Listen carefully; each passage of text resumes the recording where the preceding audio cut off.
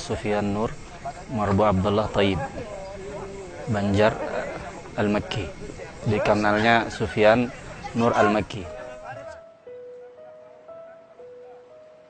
Selaku pengasuh pondok pesantren Darussalam An-Nasr. Tapi nama asalnya An-Nasr. Darussalam itu tambahan, jadi An-Nasr Batu. Kalau kegiatan pondok kita pada yang biasa istilahnya ya, Ramadan maupun di luar Ramadan, itu adalah fokus kepada hafalan Al-Quran, menghafal Al-Quran, dan dengan dengan menghafalnya dengan sanad, dengan silsilah perguruan Al-Quran sampai kepada Nabi Sallallahu Alaihi Wasallam. Jadi sebelum dihafal, maka kita ajarkan ataupun kita hidupkan sunnah untuk mengaji, membetulkan bacaan. Karena setiap hafalan Quran itu baik dan kualitasnya itu tergantung kepada tashih bacaan yang pertama. Jadi sehingga bacaan ini harus betul-betul sesuai dengan, kita usaha semaksimal mungkin sesuai dengan apa yang telah kami terima daripada guru-guru, dari guru sampai kepada guru, dari guru ke guru sampai kepada Nabi Sallallahu Alaihi Wasallam, tersambung seperti itu. Sehingga nanti begitu dihafal, maka kualitas hafalan itu akan menjadi bagus. Itu kegiatan rutin dan waktunya kita bagi mulai ba'da subuh sampai waktu sarapan, menjelang sarapan istirahat sebentar sekitar 1 jam. Nanti bersambung lagi sampai menjelang zuhur, istirahat ba'da zuhur.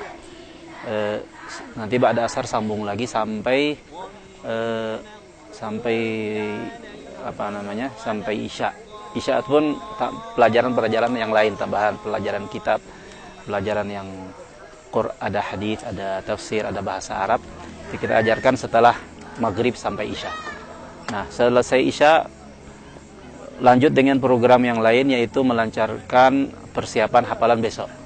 Nah, sementara kegiatan yang lain, kita juga mengadakan semacam daurah, training lah istilahnya, ataupun dalam istilah pondokan kilatan. Nah, kilatan ini kadang-kadang tentang tajwid, tentang qiraat sab'ah, yaitu mempelajari riwayat-riwayat bacaan Al-Quran yang dari para imam-imam Al-Quran itu. Jadi nanti setelah selesai kita bagi sambung ataupun istilahnya ijazah dan sanad.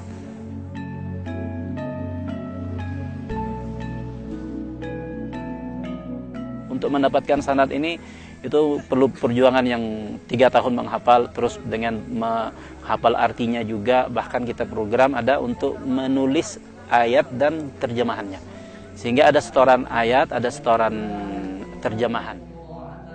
Allah akan menciptakan apa-apa yang kamu tidak ketahui. Ayat ini waktu turunnya adalah yang dimaksud, waktu turunnya itu sahabat belum tahu apa yang ada sekarang ini. Kita zaman sekarang ada Mercy, ada BMW dan sebagainya, ada pesawat dan sebagainya, alat-alat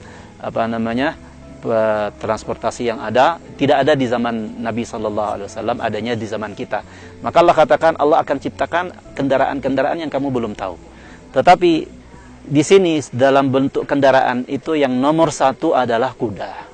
Maka kendaraan yang diciptakan oleh Allah, yang disediakan oleh Allah langsung, penciptaannya Allah yang menciptakan untuk kita itu kuda. Kalau yang lain-lainnya itu adalah hasil ciptaan daripada otak kita yang dinikmati oleh Allah kepada kita. Tapi aturan di dalam dunia perkudaan, orang itu tidak dibenarkan nunggang kuda sebelum mampu melayani kuda dulu. Supaya ada hubungan dengan yang menunggang dengan kuda itu. Jadi supaya ada dengan, bukan hubungannya maksudnya dengan dia memberi makan, dia memandikan kuda, terus menuntun kuda, membawa jalan-jalan dan sebagainya. Apa-apa yang diperlukan, membersihkan kandang dan sebagainya. Itu tuh membuat kuda itu dekat. Sejauh mana orang berkuda itu akan sembuh dari berbagai macam penyakit, di antaranya stroke, di antaranya jantung, di antaranya juga tadi disebutkan ginjal dan lain sebagainya. Nah, perkara-perkara ini sudah diteliti dan oleh ilmuwan dunia. Nah, sehingga saya beberapa kali ketemu dengan orang yang pernah stroke, setelah itu sembuh dengan berkuda.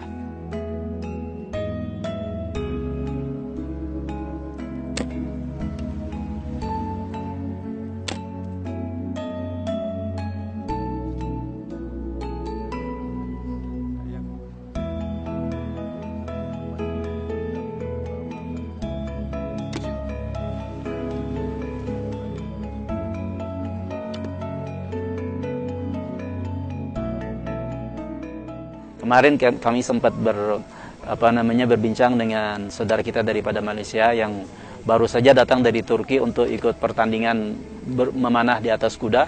Maka beliau katakan yaitu bahwa orang yang memanah di atas kuda ataupun orang yang terbiasa berkuda ini, itu kemampuan tubuhnya ataupun fisiknya itu 7 kali lipat orang biasa. Berat tekanannya ini masih 50-an. 50 ke atas ini buat orang dewasa. Kalau yang di bawah ini masih untuk anak-anak kecil ataupun perempuan yang biasanya. Maka kalau tarikan sekali ini nih, itu kalau orang ngangkat barang yang benda-benda yang berat, biasanya orang olahragawan yang badannya, ototnya, dadanya besar-besar itu 500 kilo diangkat terus dilepaskan. Tapi ketika dia orang latihan memanah itu hampir 700-an. Ada banyak teknik-tekniknya, cara-cara memanah berkuda, terutama sekali apa yang kita laksanakan sewaktu kita mula menceburkan diri dalam memanah berkuda. Antara teknik yang begitu baik sekali untuk diamalkan adalah daripada mereka yang asalnya dulu daripada tanah Arab ataupun daripada kitab Saracen Archery. Ilmu memanah orang Islam ini sebenarnya begitu hebat sekali kerana ia pernah mengalahkan tentera-tentera yang pernah menguasai 3/4 dunia. Jadi apabila mereka bertembung dengan tentera-tentera Islam, teknik panahan mereka ini bisa mengalahkan tentera ini. Jadi teknik inilah yang kami cuba bawa dalam ilmu furusiah, dalam ilmu memanah dan berkuda. Di dalam memanah dan berkuda ini ada disiplin lain ya. Ini ada juga untuk berlembing ya, berpedang gitu, dan ada juga untuk bertombak. Jadi selain daripadanya itu semestinya yang paling utama sekali adalah panahan. Jadi teknik-tekniknya begitu variety sekali. Terdapat banyak teknik mengikut budaya-budaya ataupun tamadun-tamadun yang ada di dunia. Jadi tapi yang terbaiknya adalah yang daripada teknik daripada orang Islam itu sendiri. Kerana baginda Rasulullah SAW pernah bersabda yang memberikan banyak motivasi tentang bagaimana keperluannya untuk orang Islam belajar memanah dan belajar berkuda. Jadi disebabkan oleh motivasi daripada baginda Rasulullah SAW, maka ada banyak teknik-teknik ditemui, teknik-teknik diciptakan untuk teknik-teknik panahan pantas dan pelbagai cara. Memanah adalah kesukaan Nabi Muhammad SAW, dan juga memanah juga berkuda juga adalah kesukaan Nabi baginda Rasulullah SAW. Maka saya menyeru kepada semua pemanah-pemanah dan juga orang Muslim di luar sana, Muslimin dan Muslimat, kita bisa melakukan perkara ini sekiranya kita berukhuwah ya, saling kenal mengenal antara satu sama lain. Saya begitu teruja dan begitu rasa berterima kasih kerana diberikan peluang untuk berkongsi dengan penduduk di Indonesia teknik-teknik dan juga ilmu untuk memanah berkuda. Jadi insya-Allah kalau dipanjangkan umur, dimurahkan rezeki Allah Subhanahu Wa Taala, kita bisa bertemu kembali dan juga kita bisa mempelajari ilmu-ilmu yang lebih dalam. Tapi kalau Ramadan latihannya pagi aja pas atau ba'da tarawih, selepas tarawih. Belum ada lagi santri-santri yang mengambil inisiatif untuk melaksanakan aktiviti memanah berkuda. Jadi ini sebenarnya merupakan satu perkara yang amat positif, dan saya harap selepas ini lebih banyak lagi ya pondok-pondok ataupun santri-santri yang bisa melakukan aktiviti sebegini.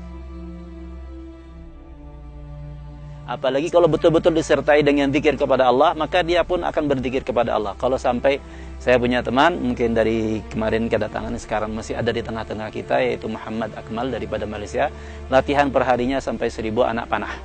Tapi daripada gurunya yang mengajari dia seharinya tuh 5000 anak panah, sehari latihannya. Lebih lagi, dia mampunya baru 1000.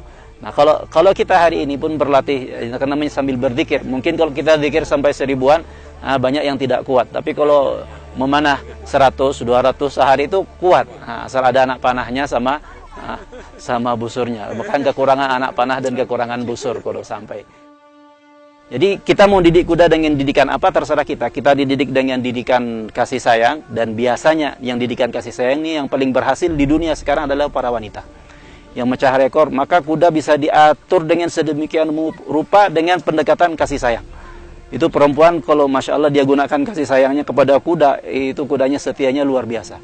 Nah, tapi kalau koboi lain lagi cara pendekatannya dengan otot. Nah, itu seperti itu. Waratnya ada mirip-mirip sedikit tuh dengan pendekatan dengan cara tentara.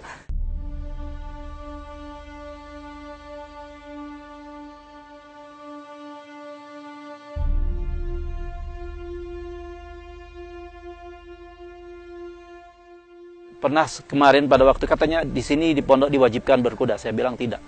Memang sudah senang, jadi tanpa saya wajibkan mereka pun ini Ustadz kita mau latihan. Nah, sehingga ketika mau pergi kemana-mana pengennya kuda dibawa. Mau kemarin ke pantai, kita bawa kuda ke sana latihan di pantai. Terus kemarin ke mana cobaan rondo tahun yang lalu itu pengen kuda. Tahun ini mau ke cobaan rondo lagi, jadi kita bawain kuda ke atas. Dia bawa kuda ke atas akhirnya. Sekarang ini umat Islam kalau kita sambungkan untuk jadikan satu faham sulit. Untuk diberikan, untuk digabungkan dalam satu organisasi nggak mungkin. Tapi kalau diajak main-main bareng tuh mau. Karena sunnah gitu loh. Busur ini dibikin oleh orang Hongaria. Ya, dijual sama dia paling murah jenis yang ini 2.000 US sampai 4.000 US, bahkan ada yang sampai 6.000 US. Nah, 6.000 US berapa juta duit kita di sini. Nah, itu. Kemudian ini anak panah ini dibikin pada sederhana sekali. Kita bisa di kampung kita bisa bikin, umat Islam kayak nggak susah bikin kayu, tinggal dibulatin. Setelah itu ini dikasih maka ini juga bulu hewan banyak sekali. Tinggal masang terus di lem, udah jadi. Ini dijual 200.000. Nah, atau 60 ringgit Malaysianya. Oh, mahal 60 ringgit ya sekitar 200.000 duit kita. Terutama ya di Nusantara, di Indonesia ini kan ini warisan nenek moyang kita. Sebagai bagaimana menjadi budaya, menjadi yang kita perhatikan, sehingga laki-laki perempuan umat Islam itu pandai berkuda dan pandai memanah.